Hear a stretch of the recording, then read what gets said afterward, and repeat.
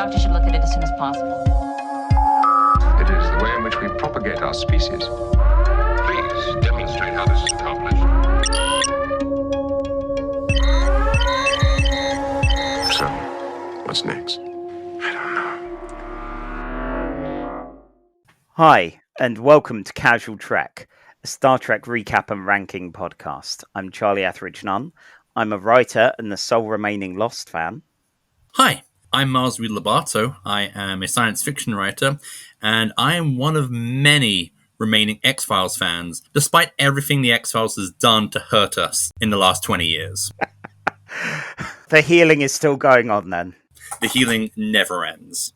Each episode of Casual Trek, we're watching stories from 3 different Star Trek shows or films and ranking them on a big list of best to worst. We both love Star Trek, but it's far from our first fandom, and we feel that makes us the ultimate objective voices on such a task. This episode, we're having a look at the iconic antagonists of the Federation, the Klingons. Miles, are you a fan of the Klingons? Well, first, Qapla. Qapla. Second of all, Qapla. The Klingons are fine. The Klingons, I feel, are like Batman, in which you imagine Klingons doing like everyday, regular things, and it immediately becomes comedy gold. Like, Klingon DJs. Klingon DJs would be amazing. I want to see that. Like, a Klingon barista would be the best barista, but also the most violent. Yes, definitely. From all your stories of coffee shop service industry, you would have done several murders by now if this was Klingon society. If I were a Klingon barista instead of a British barista, there would be so many deaths instead of just me thinking about the deaths and going, oh, sorry, I'll fix that. Sorry. So I like Klingons. Klingons are fine. I think it's taken until watching them in more of a studied way to realise I think I quite like them. They're a bit over the top. They're a bit overly Shakespearean, but in a dramatic, angry performers kind of way. And yeah, I didn't know this about myself before, but I think it's like during the 3 years that I was a Warhammer fan, which is the ideal time to be a Warhammer fan, the ages between 12 and about 14.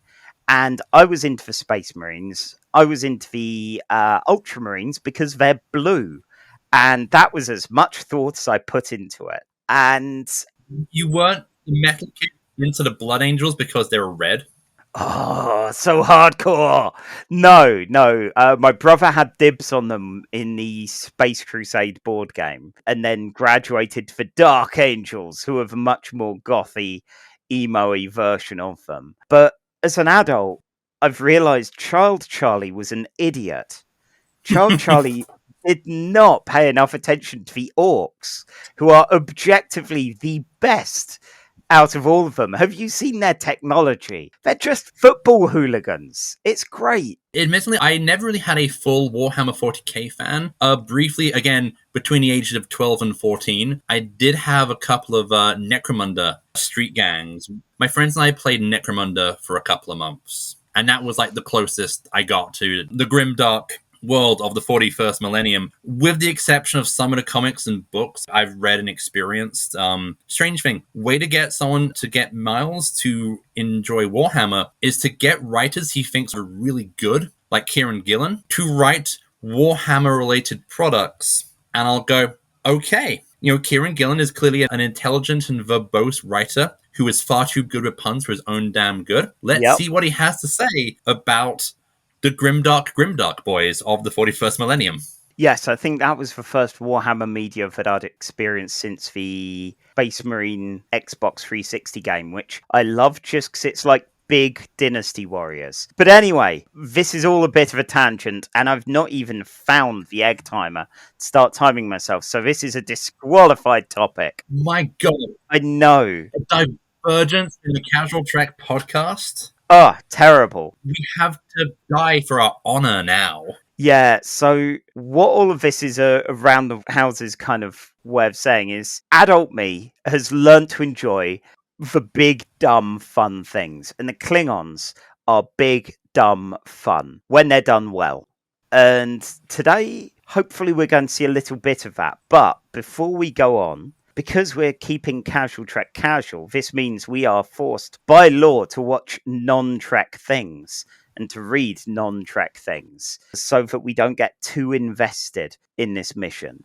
So, Miles, what non-Star Trek thing have you been enjoying since the last time we spoke? Well, last night I watched the film Mad God, which is a experimental stop-motion horror film which has been made over a period of 30 years by Phil Tippett, who did all the chess monsters in the original Star Wars and did the Tauntaun special effects and was the dinosaur consultant for Jurassic Park. Oh, wow. It's pretty much like 80 minutes. There is no dialogue, and I basically kind of sum it up as Hieronymus Bosch meets Iron Maiden by way of heavy metal. And by that, I mean heavy metal, the comic, not heavy metal, the rock genre. Well, that sounds amazing.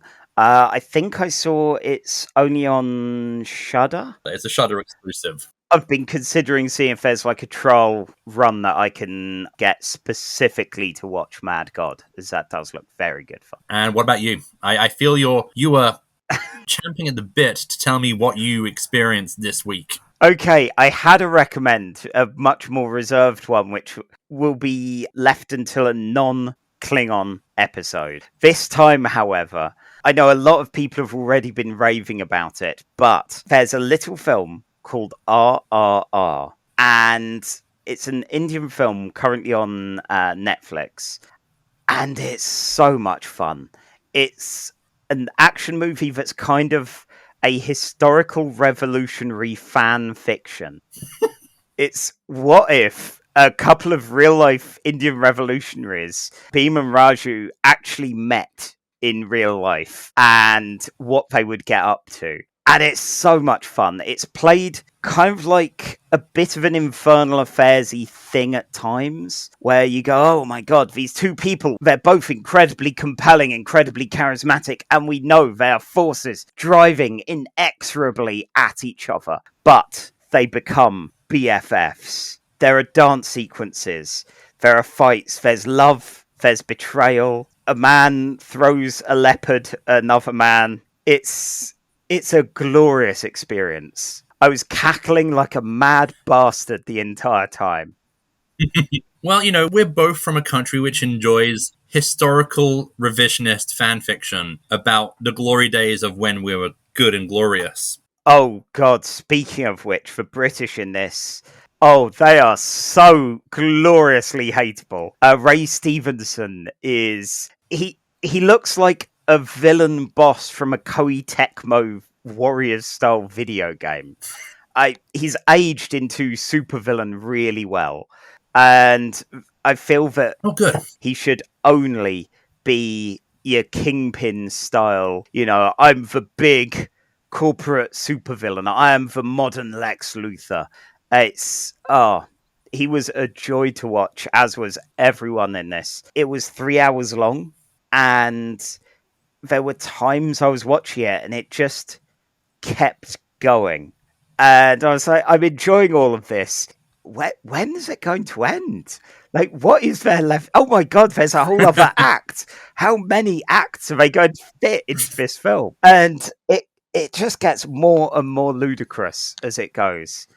So it's a hearty recommend from me. Okay, I will definitely have to find 3 hours of my life to sit down to watch Triple R. I feel that since I am the Doctor Who fan of the podcast, I do have to admit that I finally finished watching the current season of Doctor Who, the 6-episode miniseries Flux, which was an unfortunate disappointment. How did you find it? It reminded me of... Okay, it was clearly made during the height of COVID restrictions, so you can only have so many people being filmed at one time. As such, you have a lot of different stories, and a very few really kind of comes together, and it's very easy to get lost. It reminded me of like modern comic book crossovers, where you have the main title, but when it's collected in trade, it's missing like the tie-in issues, which explain important parts of information and motivation.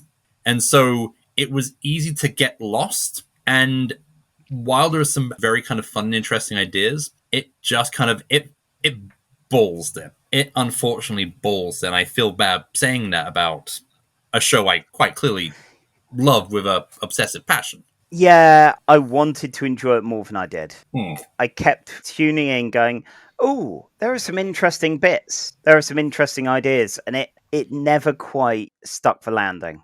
It never felt fun. It felt like it took itself far too seriously. For a miniseries where one of the characters is a alien dog who is psychologically bonded to a human from the north. It treats itself far too seriously for what could be dumb fun. I'm curious to see how they're going to conclude the whole thing. The Jodie Whittaker era. Yeah, but this is not a Doctor Who podcast. Otherwise, we'd need to be getting a lot more casual about the Doctor Who. I could be casual about Doctor Who. No, well, much like I would be unable to trust myself with an X-Men podcast. I feel you're probably in the same boat with Who as well. It would just be a lot of rabid noises. It would be high-pitched squeaking. Yeah, something only the equally extreme fans would be able to pick up like a dog whistle. So, shall we crack on with the first of our episodes tonight, which I believe is from Star Trek, the original series. This episode is titled Errand of Mercy, written by Gene L. Kuhn and directed by John Newland, and it first aired 23rd of March, 1967. Now, Charlie, what was the number one of 23rd of March, 1967? Oh no, I've just realised we had a slight change of plans of Star Trek episodes, and this means I have the number one hits for a completely different episode. But just having a quick look here, I believe it was the Turtles' "Happy Together." What? Apparently. Okay, I've never heard of the Turtles, unless they're of the Teenage Mutant Ninja variety. They might have been. Yeah, this is like the prequel to the Teenage Mutant Ninja ones. And yeah, for us over here, it was Dave D, Dozy, Beaky, Mick, and Titch with The Legend of Xanadu. Oh no, is that right? No, that's 68. Oh good, okay. God, this is going to be editing hell. For the UK, it was Release Me by Engelbert Humperdinck, which is one of those names that you have to say to Americans, yes, that is real. Engelbert Humperdinck isn't. Yeah, it's not made up. Nope. So quite a bit ago.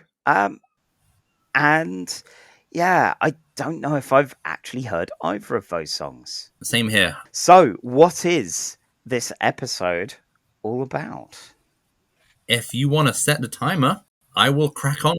In 3, 2, 1, engage. Okay, we open up in space where the crew of the Enterprise have been informed that negotiations with the Klingon Empire have fallen through and there might be war. That's it, war. What is it good for? Absolutely nothing. But Kirk and co are told to go to the planet Organia because the planet could be used by the Klingons as a staging ground to attack Federation territory. As soon as they attend to begin their mission, they get attacked by a Klingon cruiser, which they promptly destroy. War is on. But the crew of the Enterprise reach Organia, and Kirk and Spock beam down. McCoy, I guess, is on a gap year this week. And so he beams down. Kirk tells Sulu to take control of the ship and to go get reinforcements. Now, the planet Organia looks like a Renaissance festival. It's seemingly a primitive medieval era technology, which means that this episode kind of violates the concept of the Prime Directive of non-interference in non-warp societies. Kirk and Spock go to the Organian leaders and say, hey, the Klingons are on their way. We're here to protect you. And the Organians just go, nah, we're fine. That's not a problem. We're not scared. And Kirk's kind of put out of this because it looks like the Organians just going to give up.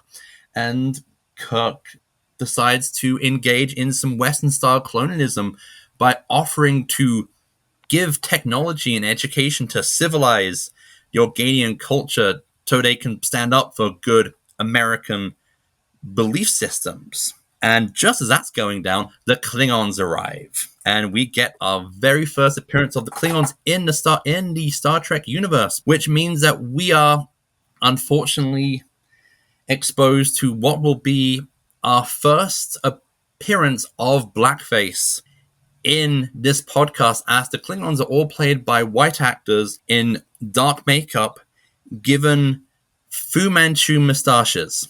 Oh dear. Yeah. Kind of iffy. The Organians, fortunately, have some color-coordinated clothes, so Kirk and Spock can disguise themselves as Organians, but keep their yellow-blue kind of color clashing going on. And we're introduced to the leader of the Klingons of this particular raiding party, led by a man called Kor. And Kor immediately looks at Kirk and thinks, I kind of like this guy. This guy's kind of sexy. There are definite vibes. Like Kor is definitely kind of giving it all that. And he takes a shine to Kirk immediately, because Kirk stands up to Klingons for the Organians, because all the Organians are kind of bending over backwards to be kind of nice to the Klingons. And Kirk is kind of upset by this. And Kor has Spock, who is identified as a Vulcanian trader, because trading is a very logical pursuit for a Vulcan. And so Spock is taken to the mind scanner. And, oh, bugger. 1 minute. 1 minute. Oh, crap. And then Kirk and Kor have a discussion, and Kor reveals that he knows that this guy is actually from the Federation, and he's heard of Kirk, and he's like, I like you. You are a warrior. I respect you immediately. Like, it's a pity that we had to meet like this and not on the field of battle, you know. And Kor is just like, let me have the Organians. They're not worth protecting. And Kirk is, no, I will fight to protect the Organians, even though I kind of hate these people because they are not standing up for themselves whatsoever. But they find out that the Federation is on its way with a fleet. And so Kirk and Spock decide to take matters into their own hands and engage in some... Oh dear. That's the alarm. By the way, we've yet to mention, but for a regular length episode, we're going to try and actually sum them up in 5 minutes rather than 10, because they're half the length. So hopefully we'll be able to. And you gave it a good run. Admittedly, the core Kirk chemistry definitely had to be noticed there. But I'm going to start a stopwatch, and we'll see how long it takes you to finish us off. Okay. So Kirk and Spock engage in some Metal Gear Solid-style espionage to try and capture Kor to get him surrender, while the Klingons are just kind of gunning down Organians in the streets because of Kirk's actions. Kirk and Spock capture Kor, and then the Organians turn up, and the Organians go, right, enough of that, you two. And then we cut to the Enterprise as everyone in the Enterprise bridge jumps out of their chairs in a really kind of unintentionally funny way. It turns out that both the Klingon ships and the Federation ships, all their technology and weapons have become too hot to touch. And that's when we find out the Organians aren't actually Renaissance... Actually, no, they are Renaissance Festival enthusiasts, but they're actually godlike energy beings who, the reason why they don't care about the Klingons taking over the world and killing their people is because this is just an illusion they maintain to just hang out, I guess. And so the Organians say, hey, you two races, you are primitive compared to us, but maybe one day you will set aside your personal differences and work together. But until then, we are basically going to force you to make peace with each other by making all your weapons and ships unusable. And both Kirk and Kor say, hang on, that's not fair. We have the right to kill each other in senseless bloody war if we want to. Who are you to stop us? And the Organians say, all-powerful godlike beings. And Kirk is like, fair enough. And so peace is dictated between the Federation and the Klingons. And there was never war in the Alpha Quadrant ever again. Yeah, in any of the future wars... Oh, sorry, yes, that is only... 2 minutes and 7 seconds over. So well done. But they never bring this up again and go, oh god, we need to stop warring because of the Organians who are going to get mad, right? The Organians are basically acting like your upstairs neighbor who is really pissed off that you're playing really loud drum and bass. So overall, I enjoyed this, but I did feel the constant going to the Organians and going, they do look like they're trying to conquer you. How about getting our help? And the Organians being, no, it's fine. If either side had have clarified or asked for clarification on this, like if the Organians went, nah, it's fine, we're pacifist godlike entities, then maybe Kirk and Spock would have gone, oh, all right. And if maybe they'd have, I just wanted Kirk and Spock to ask why. Why are you so unbothered by this actual invasion force? I am not completely up on my history of the Vietnam War, but this definitely feels like, I don't know, I get a very sense that this is kind of trying to talk about how the Vietnam War might be seen by Americans back home who are sending all these people off to die in a country which isn't even theirs for vague reasons of fighting imperialism. Yeah, it definitely had the kind of Vietnam tones to it, really. And on my notes, when I first saw the Klingons and looking up a few different bits about the episode online, it did feel like simultaneously both black and yellow face. Like it was blackface on them, but also seeing apparently in the script it mentions the Klingons as being oriental and hard-faced, and that kind of Fu Manchu kind of facial hair. Yeah, that yellow peril. Yeah, and they do have fabulous trousers, though. Oh my god, I do have on my notes here. Oh my god, I just saw Kor's leggings. Wow. Oh, that's some fashion. Like I like the glam look for the Klingons in this show. Just fashion wise. But yeah. Speaking about Klingons, did you ever see the original Battlestar Galactica? Yes, but only the film, and I think the first 4 episodes of the original show when I was waiting for a new season of the new show to come out on DVD, and I realised I just can't stomach it. I got to the episode where, oh no, all of the men pilots are ill and the women are going to have to fly. Oh god, they'll get distracted by the thoughts of bunnies and doiling or anything like that. And I was just like, yeah, no, fuck it. No, I'm out. No. I can't. No, I will wait for the new season of the actual BSG and sod this. Because the actor who plays Kor, John Colicos, he plays Boltar in the original show. Nice. He plays the human villain, and he does charming villains so well. Yes. I can see why the Klingons kind of are memorable, because our main Klingon spokesperson, he's not, moustache aside, he's not this moustache-twirling, evil kind of monster. Like, he's charming. He has a point of view and an ideology which he expresses. Like, he clearly has respect for Kirk, even if Kirk is just like, nah, screw you, you're a fascist. Yeah. Kor's energy is like he was performing Shakespeare in the Park. He came to this and is like, aha, I'm going to be your glorious antagonist. Let us go from enemies to friends to more. If only we could have done a war, because who knows what wonderful things could have got on here. It's I'm pleased that it looks like Kor does return, and he seems to have inspired the template for how future Klingon actors decide they're going to perform. By that I mean, obviously, the over-the-top, dramatic, kind of Shakespearean attitude, not the blackface, which, yeah. Everything is up to 11 with Kor. Like, he really sells it from the ground running. What can almost be like a Saturday morning cartoon bit does have that little bit extra. Yeah, when his underlings are a good Saturday morning underlings as well in this. They're running around, they're not being observant, they're roughing up the locals, and the setting for it, that castle. I just like a space castle, to be honest. My question to you, have you ever been to a Renaissance festival? No, I've been to places like Battle where they've gone, hey, we're doing performances with the weapons, we've got fake markets and all of that, but it all has the grime to it of this is the museum kind of expanded, the museum writ large. Yeah.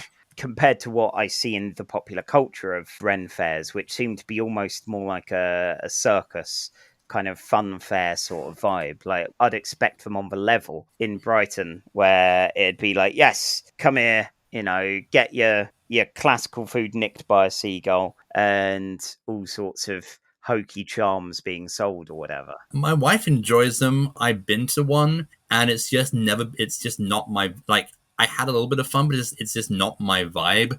Although the beer cheese and a bread bowl was delicious, and the axe throwing is fun. Oh, axe throwing is great. Axe throwing is fun. Like, my wife loves doing them, and it's just like, yeah, they're nice. It's not for me, but like when she goes, she always has a fun time. Yeah, and I don't know, like the Organians have this castle, and from what they say, they built it so as to not perplex visitors that are in like physical forms, to go like, this is our staging area, this is our kind of almost like an embassy. I do wonder how many times people have tried conquering them, admittedly. If it's like, oh look, here's a planet full of medieval peasant looking folks, this is ours now. I imagine that they probably get the conquerors probably get really bored, because every time the Klingons try something, the Organians like, yeah, do it. We don't care. It takes the fun out of it, I'm sure. Yeah, I love this very kind of 1960s post-war when Kirk's like, yeah, war sucks, but it's necessary to sort out problems. Like, oh, okay. Oh, it felt like when he was arguing the point of like, no, I should be able to get to do a war and all that. It's like, oh God, right. Are you going to realize, oh no, this makes me sound like a real bastard? Oh no. No, should we put it on the big list? Let's put it on the list. So this is our second original series that's going on here, and our big list currently has DS9's pilot episode, The Emissary, in the number 1 spot. It has Encounter at Farpoint at the roughly middle spot, which is the TNG pilot and about the perfect representation of a middling episode. And then finally at the bottom, we have Enterprise's pilot, Broken Bow. So this is our first non-pilot show. And this is where a linear list like this can be a bit tricky, because I was feeling possibly better than The Cage, but I don't know how eager I would be to watch it again. I like Core, I like Space Castles, and any of that kind of stuff. It is very difficult to get away from the blackface of it all, It doesn't make as much of a thing of it as, say, like a 70s UK sitcom, but it's still not good.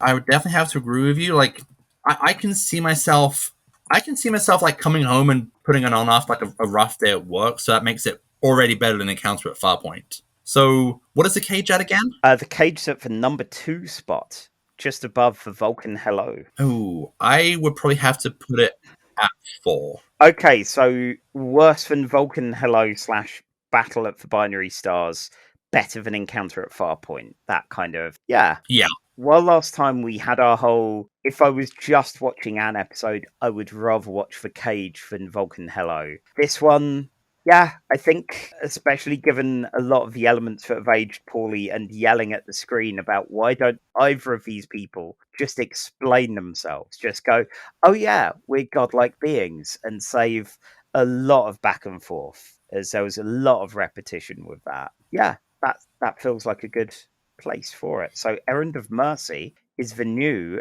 number 4. Okay. Yeah, so, right, next up, we have The Next Generation. So, Miles, we've been a bit down on Next Generation these last couple of episodes. Yeah. Mainly because it was Encounter at Farpoint, and it wasn't yet feeling entirely TNG, specifically because Riker did not have his glorious beard, but also a number of other more frivolous reasons than that.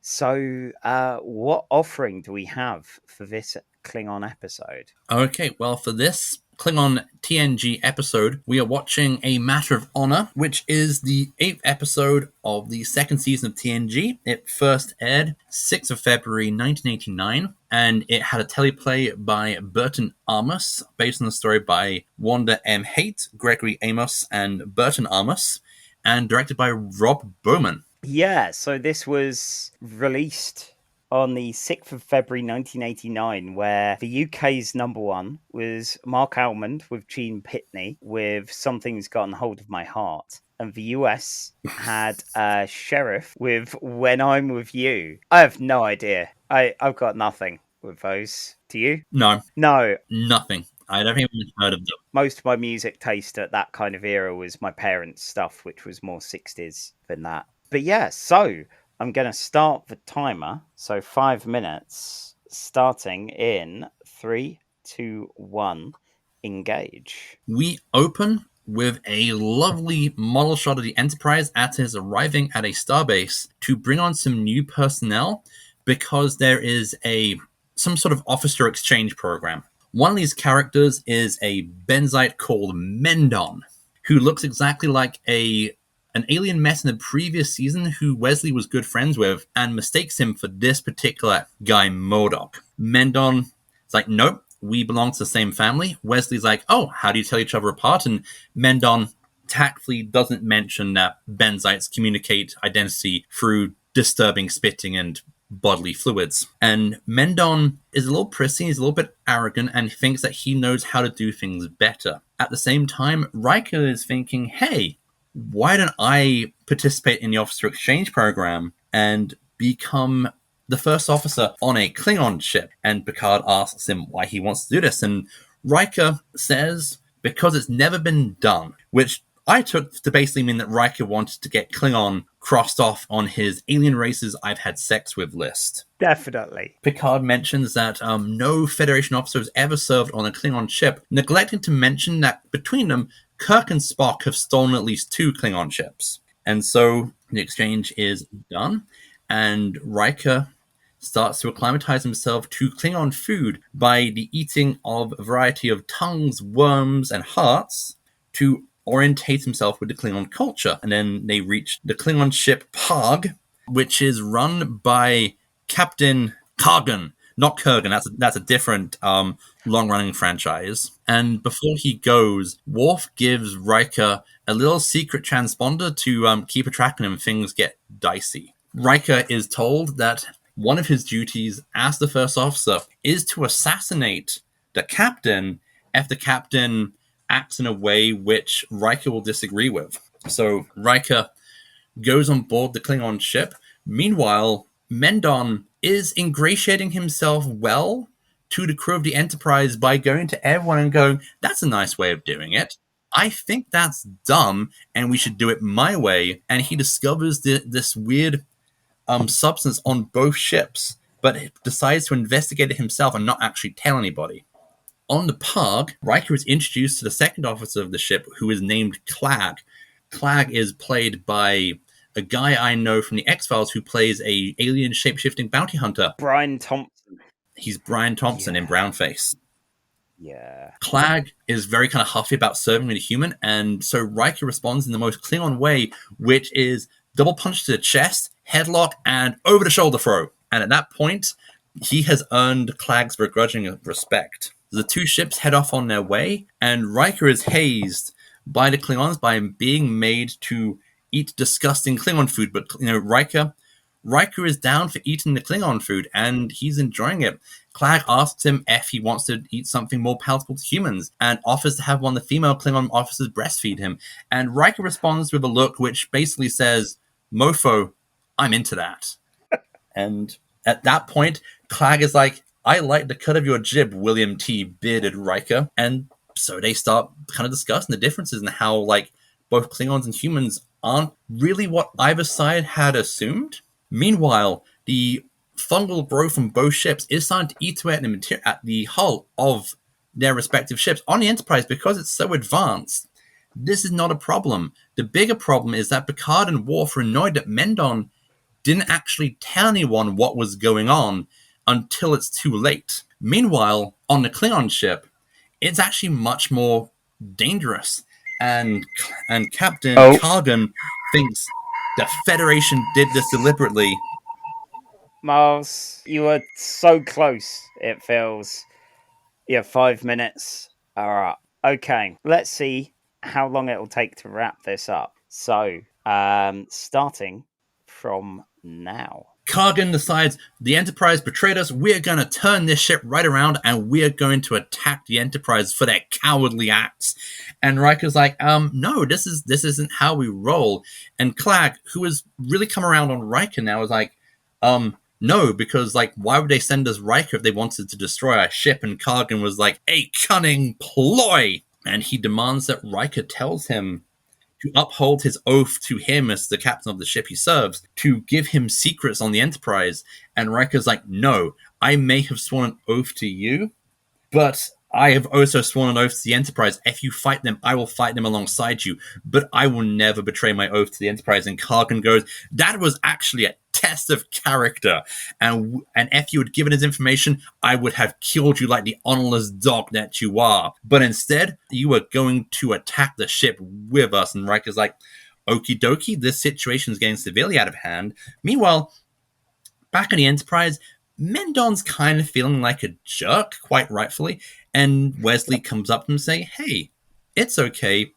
Everyone makes mistakes. You can do better in future. And Mendon's like, you know what? You're right. And promptly disappears from the episode. The Klingon ship starts to attack the Enterprise, but Riker pulls out his transponder and promptly gives it to Kargan. Thinking that Riker's in trouble, Picard orders teleport chief Miles O'Brien to beam Riker straight to the bridge. Oh no, it's not Riker. It's actually Captain Klingon Kargan, who promptly gets stunned by Worf. Riker goes, well, done my duty as first officer. I'm going to declare myself captain, and introduces him to Picard as Captain William Riker of the Klingon ship Tahg, and demands that the Enterprise surrenders. Picard begrudgingly surrenders to Riker. They sort out the problem on the ships, and Kargan is transported back to the Tahg and promptly punches Riker in the face and dismisses him from the ship, asks for a way for Kargan to save face in front of the other Klingons. Clag takes Riker back and acknowledges his respect for humans and to do better in future. The end. So, Nice. One question, Charlie. Yeah. Have you ever had that new co-worker who comes in and assumes that he can do the entire job better than you?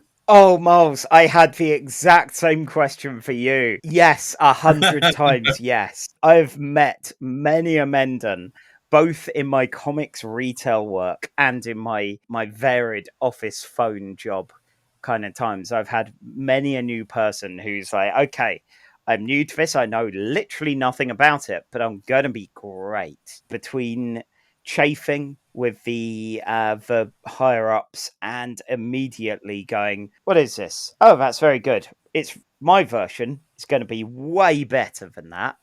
I'm going to do great things. And almost all the time, it is someone who will mess something up terribly and then stand there like a lemon, which is exactly what happened with Mendon. I came into this wanting to like Mendon because I had so many copies of his card from the Star Trek The Next Generation collectible card game back in the 90s when I was getting into pretty much any CCG. But oh my god, he was so annoying. I really like the design for the aliens because you never get fully alien aliens that much in Trek. And this one always kind of stands out because he has that cool little mouth breather thing, which now just makes you think that he's vaping on the bridge at all times. I mean, he probably is as well, you know. He probably is. He has that level of obnoxiousness. Yeah, he's that irresponsible in the workplace. But I feel like this is a really good example of a B plot mirroring the A plot of the episode, because Riker goes to the Klingon ship, and what he does beforehand is to read up on how this society functions. He eats their food. He acclimatizes himself to their food. He's respectful to how they do things. And at any point when he's called on as a kind of step up to the plate as a Klingon officer on a Klingon ship, he steps up to him. He brings his own human experience, but at no point does he say, I think how your culture does this is inherently stupid. Meanwhile, Mendon comes in thinking that he knows better than all these Federation human types around him and screws up, whereas Riker manages to find the middle ground between how Klingons would operate in the situation, how humans / the Federation would operate in the situation. And so the two plots mirror each other by showing how this goes down in both sides. One of the stereotypes that happens with people's attitudes towards Star Trek is folks going, oh yeah, all of these obviously inferior cultures, all of this kind of, well, the Federation will show up and go, oh, look how much better we are at everything. We don't have to cut our right arm off at adolescence or anything like that. But it's quite nice seeing Riker actually getting into the assignment and learning about the food, learning about the ways, and deferring to their style rather than going, well, in Starfleet, we wouldn't do any of this nonsense. He's playing their game. And it's fascinating seeing his interplay both with Kargan and especially with Clag, which is a rare good guy role for Brian Thompson. And it feels like the two of them would probably hang at some point in the future, if they ended up on the same star base. I'm familiar with Thompson from the X-Files, where he plays an alien shape-shifting bounty hunter. So when they give him like a little speech, like they give him a little soliloquy about his relationship with his father, about how his father was dishonored by being a Romulan prisoner, and he hasn't seen his father. His father is at home waiting to die. That was actually like a nice little moment for a guy I just usually see as being the heavy who is very imposing and not much to say. Yeah, he almost never seems to get a speaking role. Overall, this was one of those Star Trek episodes where, the big antagonist is trying to socially navigate around a thing on Riker's side and bacteria. And I quite like that. I want more of those kind of... It doesn't have to be the end of the galaxy. It doesn't have to be godlike beings. But just some of this fairly minor stuff while watching these mostly competent people and Mendon and Wesley. I would have to say Kargan is also pretty incompetent, because the moment something goes wrong, he is very much willing to attack a Federation starship and hang the political consequences. Oh, he just wants a death. At that point, it's like, well, we could go and speak to them for repairs. Sod it. No, let's do this. Like, if your greatest ambition is to die gloriously in battle, why risk having your ship eaten apart by bacteria and dying if there's a perfectly good ship that you can have your own little war with? And I can get it. It's bad and he's rubbish, but it's all understandable traits. And that the Klingons all have different traits, different ideas of how to interact with all this. It's some of our earliest glimpses in the chronology so far that it's not a monoculture. No, which is something that, as a writer, I always have a problem with how Star Trek's races tend to just become the monoculture. The Klingon ships... How they were lit, did that remind you of like nightclubs in Brighton? Oh, I don't know. Not many of them. I think maybe the engine room at times, but I don't know. I was in more kind of jangly early Orks landfill indie kind of nightclubs. So it was generally a little bit brighter, bigger than that. Yeah. Any kind of band with the in the name. The colouring felt like a holdover from the old Star Trek, where this is red. Obviously, it is not the Enterprise. It is the antagonist ship. And it's all a bit confined compared to how we often see the Klingons outside of their ships, where you get like Klingon Court, especially in the episode we'll be covering after this, where it's all quite big and spacious. And you got your banners. Here it's all industrial. It feels like a submarine, which kind of makes sense given how like Klingon ships kind of act like submarines by cloaking. Yeah, and they don't they don't really give a crap so much about how, making it look nice, having the No. wood paneling of the Enterprise or anything like that. Clearly, Klingon interior decorators are very into, like, your 80s post-punk industrial grunge. I mean, I would kind of like to see a more accentuated brutalist vision of a spaceship. But yeah, well, I think ultimately I prefer the kind of hardcore metal Klingon flagship from Discovery's pilot. It's understandable why they keep this like it is. And yeah, if we've not got anything else about it, No. where do we want to put it on our big list? This is definitely above Encounter at Farpoint for me. That's my floor is better, like one spot better than Encounter at Farpoint. For me, that'd be the lowest I'd put it. What number?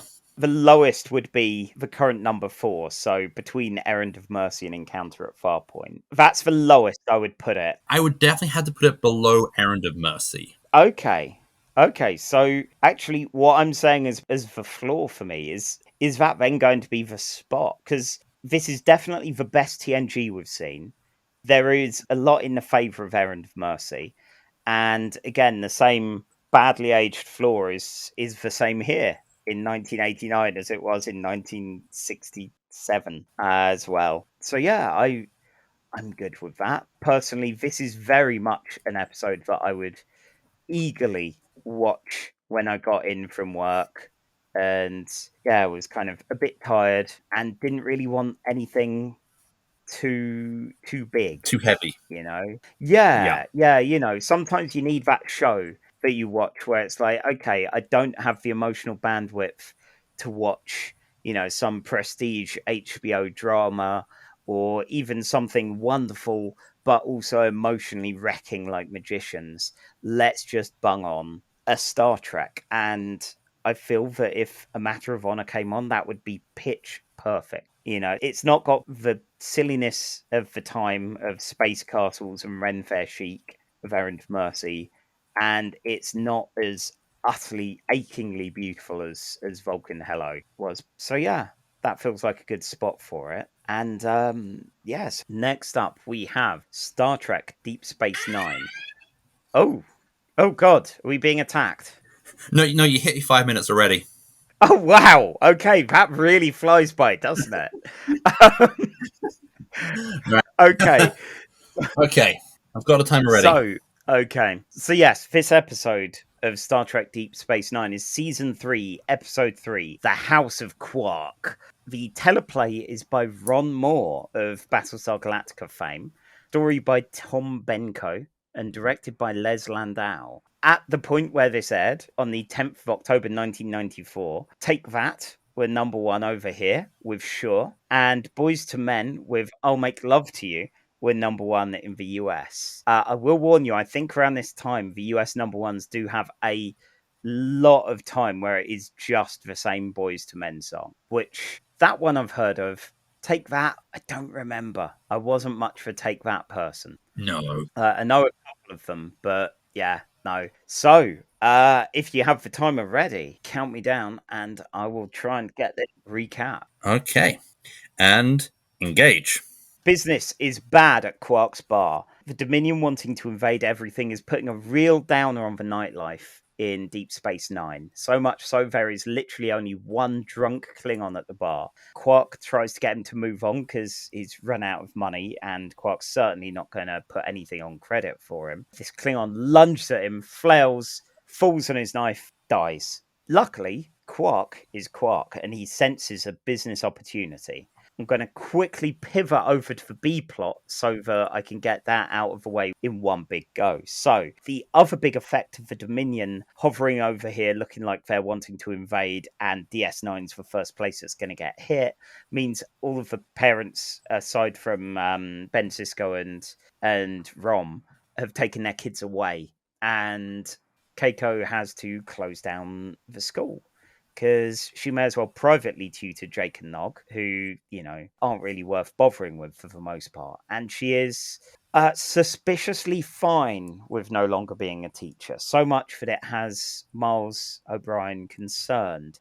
He tries to give her a nice meal, give her a trip to their own private transporter suite, and it's all just a plaster on a big wound. It's not enough, and he knows that this isn't really going to last. He goes to Cisco for some like husband chat about things because he was a husband once, and Cisco manages to shoo Dax and Kira out of the conversation because Kira has no qualms about being there, no understanding of why she shouldn't. And luckily, Dax was herself a husband a time or two, so she shoos her out and they both leave. Cisco offers up a cargo bay for Keiko to use for hydroponics.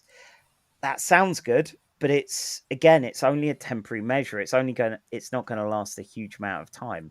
And Julian Bashir of all people, tries giving some marriage advice, which is a bad sign for how things are going for Miles. Eventually, though, he finds his way into getting Keiko signed up onto an expedition on Bajor where she can actually use her botany skills.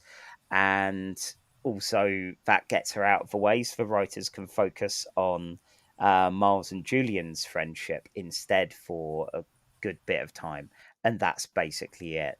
Back to Quark. He's celebrating the murder that he did in self-defense, and it's pulling in the customers, but Odo is having none of it.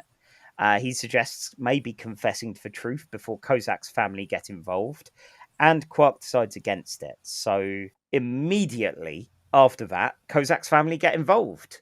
You get Dagor, who corners him, and Quark tries to confess and realizes actually that'd be much worse than saying, yes, he did murder Kozak.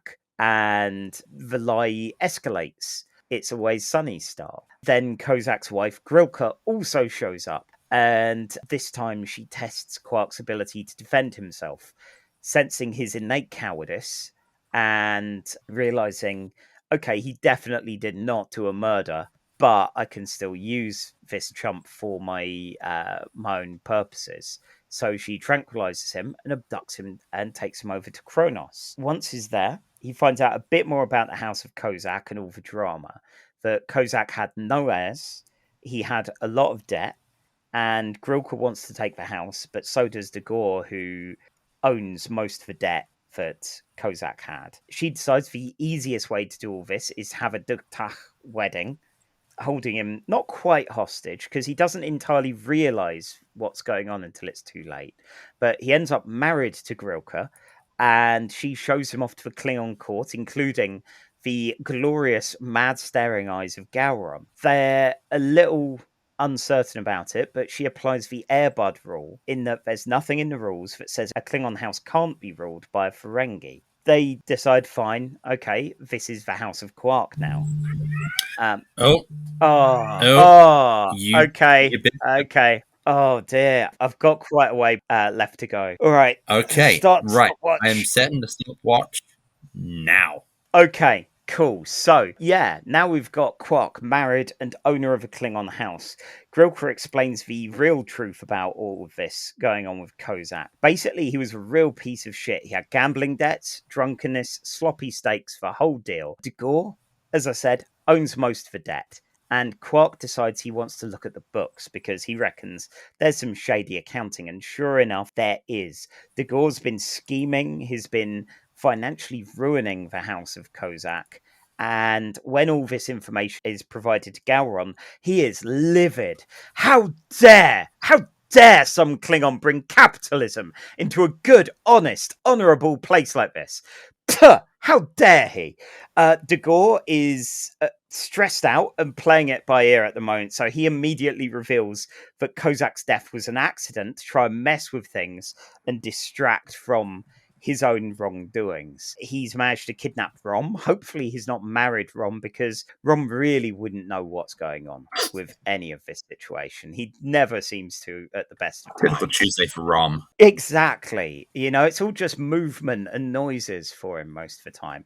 Anyway, Rom and Quark try to escape, and it looks like they're going to leave Grilka in the lurch. But of course, this is one of those classic final act turnarounds as they appear at Klingon court just in time to challenge Dagor to a fight, which seems a little risky for a little Klingon, like Quark, but he plays Dagor like a fiddle. He drops his weapon, and as Dagor's going to try and kill him, he explains, yeah, you're going to kill a coward. You're going to kill an unarmed Ferengi coward. Live with that if you really want to. The bad news is Dagor's fine living with that. The good news is Gowron really isn't. This is the final straw. Again, how dare you? How dare you want to kill a coward and all of the stuff with the capitalism? Tuh, again, this is supposed to be an honourable court. And yeah, so with all that, Dagor's kicked out, Grilka gets a house, and Quark gets a divorce. Hooray! At the end of the day, Quark's back in his Hooray. bar. Yeah, hooray. At the end of the day, Quark is back in his bar and it's still busy. So I assume the lie has kept going. He's still not very happy though, as he kind of liked having a bit of respect rather than just money.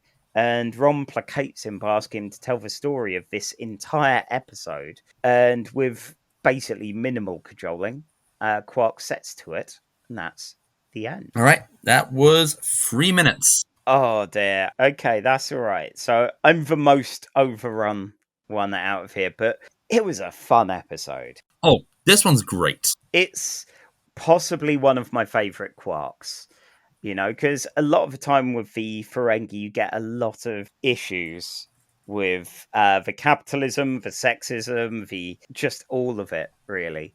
But when you get him out of his element like this, you really get to see him shine. Yeah, like, admittedly, when it comes to Star Trek and comedy episodes, they normally always fall flat to me because usually when it comes to comedy in Star Trek, it basically involves having for all the regulars to be idiots for like 45 to 50 minutes. But here, like, it doesn't do that. This one is one of those rare Star Trek comedy episodes where it's really more like a comedy of errors than a slapsticky farce. And who better to do that than a bunch of Klingons, really? Oh, yeah. Like, you get that kind of Shakespearean drama, but now it's a comedy. It wants to be Merchant of Venice instead of Hamlet. Yes. Yeah, well, maybe that's their two styles. Maybe they've got like a big setting kind of lever, and they switched it to Merchant of Venice when they heard a Ferengi was on planet. But no, I love this one. Yes, the Keiko drama wasn't as appealing, but it's definitely something that I know. It's something that feels very real and very human when you get that kind of a situation with a couple. Admittedly, it really kind of resonated to me because, like, when you have a partner or you are like someone who has like a creative passion or like a creative drive, and because of late stage capitalism, you're not allowed to indulge that because you have like a different job or you don't have a job. When it comes to people like this resonated with me because, like, when you have a partner who suffers from depression, especially when it's depression about not being able to express yourself in the ways you want, no matter what you do, it's never going to properly fix it. Because at the end of the day, that's not what's going to fix like a long-running situation. Yeah, I couldn't remember the plot, even though this is one of the most recent Star Treks from this era that I saw before we embarked on this project. I couldn't remember whether this was one where the hydroponics were set up and that's it, job done. And that felt like I was watching this expecting that to happen and expecting there to be a kind of cheap win. And there isn't. And what I said in the rundown, where writers wrote Keiko out for a little bit in order to focus on the Miles Julian thing is true. But also this feels natural rather than just putting her on a bus. It's kind of a shame because, like, when it comes to Keiko in the episodes of DS9 I've watched, she ends up kind of being like the sitcom stereotypical wife who's just kind of there to kind of go, oh, what time do you call this? It's very rare that, like, she gets treated more like, the prop that has to be placated for the Brian stuff to kind of go. Yeah, and it's a shame when that kind of thing ends up happening. But overall, like, the Quark stuff is still really good fun. The Quark and Klingon stuff is fun. Like, everyone Everyone on that side of the plot knows how it's meant to be played, and is playing it beautifully. Yes, they're fairly sparing with their Gowron here, but what they have of him works well. Yeah. This is a rare time we see him without Worf as well. So this is just Gowron as Gowron, not as someone for Worf to play off of. And I quite like that. It's rare to see Gowron not be the central focus of the story he is in. He is just kind of there to play like a particular, like he is there to play like just the particular role to basically go, okay, sorted. Let's never speak of this again. Yeah, this feels like one of those ones where it's a little difficult to go, okay, do we have more to say? I mean, it's just a good one, really. Yeah. So, with that in mind, this is definitely hitting a high spot on our big list. Question is where? Like, does it actually beat out Emissary? I don't think so. It's probably going to be like, at this point, a number 2 or a number 3. Yeah. I could watch The Cage, but like if I was just watching episodes of DS9 I enjoy, this would be on there. Because it's got good dialogue, it's got good acting, it's got the final act where Quark's little the final battle, as it were, and Quark just like throws the battle left. It's like, nope, go on, I dare you to. Oh, that was so good. I think again, similar to Matter of Honor, this is a perfect. I've come home from a day at work. I put the TV on. If it's the past, it's on BBC Two or something. Like, it's not been cancelled by Snooker. Oh, thank God. It's an episode of Star Trek. And it's this one. Like, I would be happy. As I said, I saw this, I think, possibly start of this year. And I felt no doubt, no problem with watching it again for this. No. Because I knew I was in for a good time. So yeah, I guess with that in mind, does that make this number 2? If we're going to go to put us on number 2 so soon, I am down. Okay, I'm good for that. It does make DS9 quite a top heavy show. It'll be interesting seeing how long it can keep top spots, or whether we're just horrendous marks for anything DS9 shape. Well, we are, in terms of Star Trek fans, we are disgusting casuals. We are, by design, admittedly. Yes. And this also means we now have a whole 9 entries on our big list, starting, as we did this episode, with Emissary at the number 1 spot and Broken Bow at the number 9.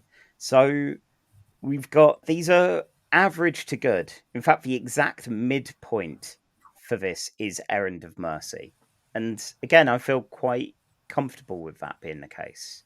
Yeah. So yeah, that was a good selection on Klingons. And the good news is, there are just so many Klingon episodes. We're definitely going to be revisiting these bad boys again. And I am completely here for it. Good. With all that in mind, it just leaves us to wrap up. So, Casual Trek is, 3 episodes in, and we're still recording ahead of time. So, if there is a website, a Patreon, a Ko-fi, anything like that, please check the show notes. I know I have a Ko-fi set up. The rest of them we'll figure out based on listenership and effort as well. So yeah, check those notes out for any details. And that's it for us with this episode and this theme. Next time, I've decided I'll be making flimsy excuses in order to talk about the latest Star Trek series, Strange New World, which I'm very excited about, despite having seen it 2 or 3 times. Released the pilot 2 or 3 times already. So yeah, that's going to be a fun one. Outside of the show here, you can find me at Who Dares Rolls, where I talk about independent RPGs and board games, both on their website and on YouTube. You can find my comics on skyshark.itch.io and on Twitter at Charlie_EN, where I post about X-Men literally every single day. And Miles, where can the good people find you? They can find me on Twitter at @manmiles, and anything else will be forthcomingly revealed. Okay, so that's it from us. And that's it from him. As always, live long and have a jelly baby, and go do a Starfleet. Go do a Starfleet. You have been listening to Casual Trek by Charlie Etheridge Nunn and Miles Reed Lobato. The intro theme was by Alfred Etheridge Nunn. Star Trek's owned by Paramount, and Casual Track is part of the Nerd and Tie network.